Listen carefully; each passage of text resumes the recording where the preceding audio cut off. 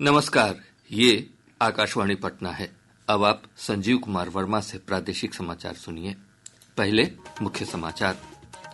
राज्य सरकार ने भूमि सर्वेक्षण का काम अगले वर्ष दिसंबर महीने तक पूरा करने का लक्ष्य निर्धारित किया। कृषि मंत्री विजय कुमार सिन्हा ने कहा, प्रदेश में फसल अवशेष जलाने वाले किसान गेहूं की खरीद के लाभ से वंचित रहेंगे। आज होलिका दहन है। होली के अवसर पर प्रदेश में शांति व्यवस्था बनाए रखने के लिए सुरक्षा के किए गए कड़े इंतजाम। और राज्य के अधिकांश स्थानों का तापमान 35 डिग्री सेल्सियस के पार। पिछले 24 घंटों के दौरान 36.2 डिग्री सेल्सियस अधिकतम तापमान के साथ खगड़िया राज्य का सबसे गर्म स्थान रहा। अब समाचार विस्तार से। राजस्व और भूमि सुधार मंत्री संजय सरावगी ने कहा कि राज्य में भूमि सर्वेक्षण का काम अगले वर्ष दिसंबर महीने तक पूरा करने का लक्ष्य रखा गया है। विधानसभा में विभागीय बजट पर चर्चा का जवाब देते हुए श्री सरावगी ने कहा कि स्वघोषणा जमा करने के लिए इस वर्ष 30 मार्च तक समय निर्धारित है। उन्होंने कहा कि विभाग इस तिथि को बढ़ाने पर विचार कर रहा है। श्री सरावगी ने कहा कि सर्वे में भ्रष्टाचार के दोषी अधिकारियों और बिचौलियों पर कठोर कार्रवाई की जाएगी। हमारी सरकार भूमि प्रबंधन की व्यवस्था को पारदर्शी बनाने के लिए सतत संकल्पित है। यह सही है कि विभाग जन सरोकार से जुड़ा है और माननीय मुख्यमंत्री जी की दृढ़ इच्छा और संकल्प के हिसाब से भू सर्वे का काम भी बहुत तेजी से हो रहा है। ऐसे में कुछ बिचौलिए और अधिकारी लोभवश भ्रष्टाचार को बढ़ावा दे सकते हैं, तो ऐसे लोगों को मैं चेतावनी देना चाहता हूं। मेरी नजर ऐसे भ्रष्ट कर्मचारी और अधिकारियों पर भी है और सरकारी तंत्र बिचौलियों पर भी सतत निगरानी कर रहा है। ऐसे लोग सावधान हो जाएं, पकड़े जाने पर नियत सम्मत कठोर कार्रवाई होगी। उप मुख्यमंत्री सह कृषि मंत्री विजय कुमार सिन्हा ने कहा है कि फसल अवशेष जलाने वाले किसान गेहूं की खरीद के लाभ से वंचित रहेंगे। उन्होंने किसानों को फसल अवशेष को जलाने के बजाय इसका उचित प्रबंधन करने की सलाह दी है। श्री सिन्हा ने कहा कि फसल अवशेष जलाने वाले किसानों को वर्तमान में विभिन्न योजनाओं के अंतर्गत मिलने वाले अनुदान से वंचित किया जा रहा है। अब उन्हें गेहूं की खरीद के लाभ से भी वंचित किया जाएगा। बार बार फसल अवशेष जलाने वाले किसानों के खिलाफ कानूनी कार्रवाई भी होगी। होली को लेकर विधानमंडल के दोनों सदनों की कार्यवाही सोमवार तक के लिए स्थगित कर दी गई है। विधानसभा में अध्यक्ष नंदकिशोर यादव और विधान परिषद में सभापति अवधेश नारायण सिंह ने कार्यवाही स्थगित करने की घोषणा की। इधर संसद के दोनों सदनों की कार्यवाही भी होली पर्व को लेकर सोमवार तक के लिए स्थगित कर दी गई है। आज होलिका दहन है। फाल्गुन माह की पूर्णिमा तिथि को होलिका दहन की परंपरा है। ज्योतिष शास्त्र के अनुसार इस वर्ष फाल्गुन शुक्ल पक्ष की पूर्णिमा 2 दिन होने के कारण होलिका दहन के 1 दिन बाद होली मनाई जाएगी। इधर होली को लेकर प्रदेश में विशेष चौकसी बरती जा रही है। संवेदनशील स्थानों पर निगरानी बढ़ा दी गई है। अस्पतालों और अग्निशमन विभाग को भी अलर्ट पर रहने का निर्देश दिया गया है। इधर होली पर विधि व्यवस्था बनाए रखने के लिए मुख्य सचिव अमृत लाल मीणा ने सभी जिलाधिकारियों, पुलिस अधीक्षक और वरिष्ठ अधिकारियों को सुरक्षा व्यवस्था कड़ी करने के निर्देश दिए हैं। साथ ही अश्लील गानों पर प्रतिबंध लगाने और सोशल मीडिया पर कड़ी नजर रखने के निर्देश हैं। शांति समिति की बैठकें आयोजित करने और सामाजिक सौहार्द बिगाड़ने की कोशिश करने वालों के खिलाफ कार्रवाई करने के भी निर्देश दिए गए हैं। बिहार राज्य प्रदूषण नियंत्रण परिषद द्वारा होलिका दहन के अवसर पर दहन सामग्री में प्रदूषणकारी पदार्थों का उपयोग नहीं करने की सलाह जारी की गई है। परिषद में लोगों से टायर, रबर, मोबिल, प्लास्टिक आदि के सामान नहीं जलाने की अपील की है। होलिका सामग्री में टायर, रबर, प्लास्टिक कचरे, जला मोबिल जैसी चीजों के जलने से carbon dioxide, sulphur dioxide, nitrogen के oxide, furan, dioxin, hydrocarbon, PM 2.5, PM 10 जैसे हानिकारक प्रदूषकों का उत्सर्जन होता है, जो हमारे स्वास्थ्य और पर्यावरण दोनों के लिए हानिकारक है। इस बार वायु प्रदूषण मुक्त होलिका मनाएं। याद रखें, आपका स्वास्थ्य आपके हाथ। प्रदेश के विभिन्न हिस्सों में होली उत्सव की शुरुआत हो गई है। अलग अलग अंचलों में विशेष अंदाज में होली मनाई जा रही है। हमारे संवाददाता ने बताया है कि बेगूसराय के मटिहानी गांव में होली से 1 दिन पहले ही अनोखी होली खेली जाती है। मथुरा वृंदावन की होली की तर्ज पर ही स्थानीय ग्रामीण प्रतियोगिता के अंदाज में होली मनाते हैं।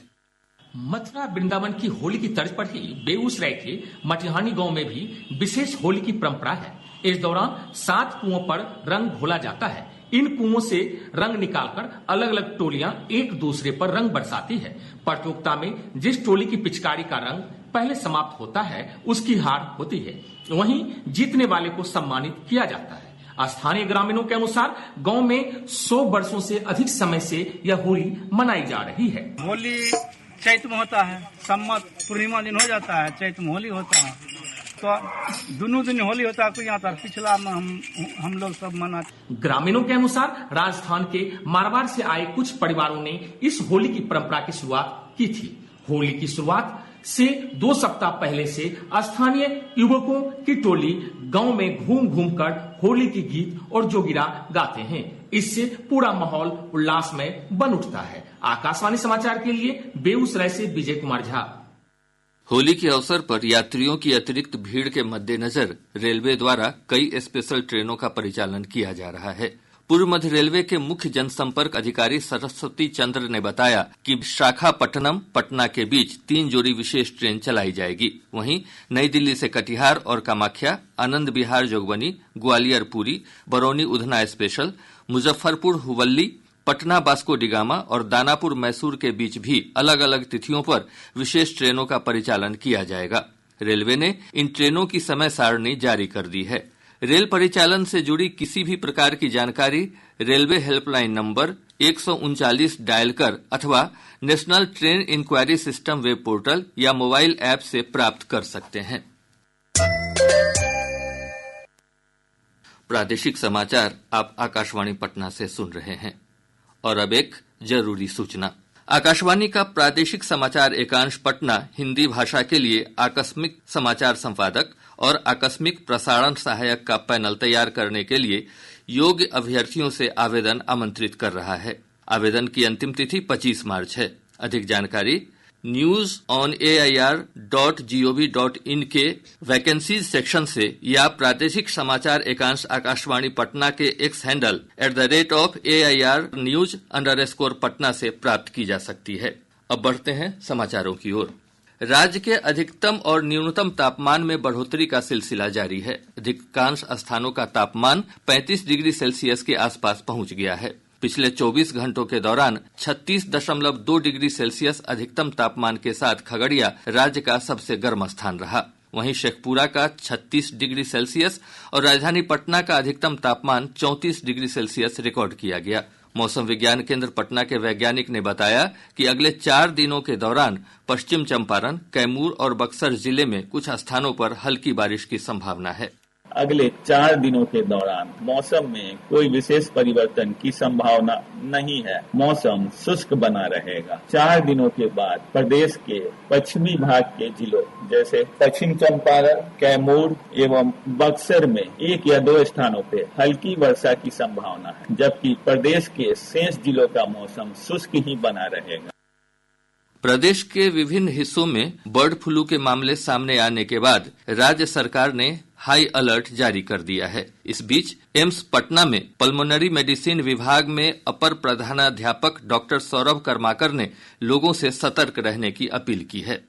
ये एवियन इन्फ्लुएंजा है, पक्षियों की मौत हो रही है, उन स्थानों से दूर रहें। बाजार में जैसे कि मुर्गा अथवा जो पक्षी खरीदने बाजार में जाते हैं, उन बाजारों से दूर रहें। अगर आप उन स्थानों में जाते हैं तो N95 का मास्क पहन के जाएं, निरंतर हाथ धोते रहें।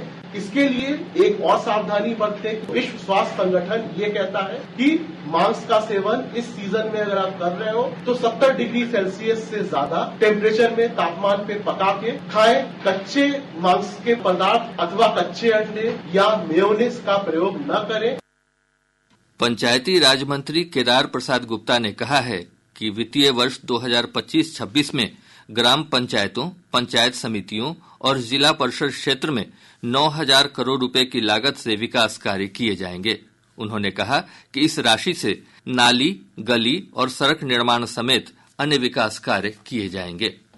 मुख्य सचिव अमृत लाल मीणा ने जिला परिषदों के उप विकास आयुक्तों से मौजूद संसाधनों का उपयोग कर आय के नए स्रोत विकसित करने को कहा है। उन्होंने पंचायती राज विभाग की समीक्षा बैठक में कहा कि डीडीसी को जिला परिषद की जमीन का भौतिक सत्यापन और दाखिल खारिज के कार्यों में तेजी लाने के भी निर्देश दिए। विश्व दृश्य श्रव्य मनोरंजन शिखर सम्मेलन वेब्स 2025 से पहले आज नई दिल्ली में एक कार्यक्रम आयोजित किया जा रहा है। इसके तहत विदेश मंत्री डॉक्टर एस जयशंकर और सूचना एवं प्रसारण मंत्री अश्विनी वैष्णव वैश्विक समुदाय से संपर्क करेंगे। इस आयोजन के माध्यम से सरकार का लक्ष्य मीडिया और मनोरंजन क्षेत्र के लिए एकीकृत वैश्विक मंच के रूप में वेब्स की परिवर्तनकारी क्षमता का प्रदर्शन करना है। कार्यक्रम में 100 से अधिक राजदूत और उच्चायुक्त एवं मीडिया तथा मनोरंजन क्षेत्र से जुड़ी कई हस्तियां शामिल होंगी। वेब शिखर सम्मेलन का पहला संस्करण 1 से 4 मई तक मुंबई में आयोजित किया जाएगा। शिक्षा मंत्रालय युवा लेखकों का मार्गदर्शन करने वाली योजना पीएम युवा 3.0 के अंतर्गत लेखकों के लिए अखिल भारतीय प्रतियोगिता आयोजित कर रहा है। यह प्रतियोगिता 10 अप्रैल तक MyGov वेबसाइट पर आयोजित की जा रही है। इस प्रतियोगिता के माध्यम से कुल 50 लेखकों का चयन किया जाएगा। इस योजना का उद्देश्य देश में पढ़ने लिखने और पुस्तक संस्कृति को बढ़ावा देना है। प्राप्त प्रस्तावों का मूल्यांकन इस वर्ष अप्रैल में उच्च शिक्षा विभाग द्वारा किया जाएगा। संचार राज्य मंत्री डॉक्टर पेम्मासानी चंद्रशेखर ने कहा है कि अंतर्राष्ट्रीय स्तर पर अभी 6G तकनीक विकसित हो रही है, जिसके वर्ष 2030 तक आने की उम्मीद है। लोकसभा में एक प्रश्न के लिखित उत्तर में उन्होंने बताया कि भारत का 6G भविष्य मसौदा किफायती और सर्वव्यापकता के सिद्धांतों पर आधारित है। अब पटना से प्रकाशित प्रमुख समाचार पत्रों की सुर्खियां। आज के सभी समाचार पत्रों ने अलग अलग खबरों को प्रमुखता से प्रकाशित किया है। हिन्दुस्तान ने मुख्यमंत्री नीतीश कुमार के हवाले से लिखा है, सदन को वर्ष 2005 से पूर्व और बाद का हाल बताएंगे। दैनिक जागरण ने पाकिस्तान में ट्रेन हाईजैक की खबर पर लिखा है, पाकिस्तानी सेना का दावा, ऑपरेशन हुआ खत्म, 33 बलूच विद्रोही मारे गए। दैनिक भास्कर ने मौसम की खबर को तरजीह देते हुए लिखा है, होली से पहले ही 3 राज्य लू की चपेट में, अगले हफ्ते 4 और राज्यों में थपेड़े। और अब अंत में मुख्य समाचार एक बार फिर। राज्य सरकार ने भूमि सर्वेक्षण का काम अगले वर्ष दिसंबर महीने तक पूरा करने का लक्ष्य निर्धारित किया। कृषि मंत्री विजय कुमार सिन्हा ने कहा, प्रदेश में फसल अवशेष जलाने वाले किसान गेहूं की खरीद के लाभ से वंचित रहेंगे। आज होलिका दहन है।